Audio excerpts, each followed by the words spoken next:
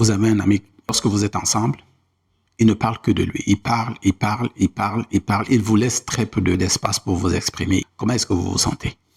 Frustré. C'est comme de l'égocentrisme, n'est-ce pas? Vous vous dites, mais il ne parle que de lui, il ne parle que de lui. Peu d'humains savent se défendre contre l'hommage d'une attention passionnée à leurs paroles. Ce qui nous intéresse auprès des gens avec qui nous sommes, c'est qu'ils écoutent ce que nous avons à dire. Parce que la chose la plus importante pour nous, l'un des mobiles puissants chez les êtres humains, c'est notre amour propre, notre importance que nous nous donnons.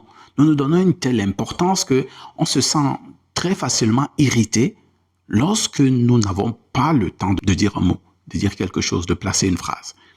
Et quelqu'un qui ne parle sans cesse que de lui, c'est du manque de respect. Évidemment, il ne respecte pas votre amour propre. Donc la stratégie ici, c'est lorsque vous voulez obtenir quelque chose de quelqu'un sans le convaincre, écoutez-le attentivement. Pourquoi?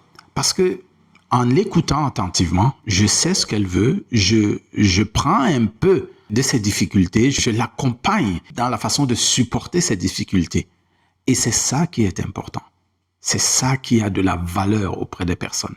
Mettez en exergue l'amour propre de ces personnes. L'homme qui ne parle que de lui-même ne pense qu'à lui-même.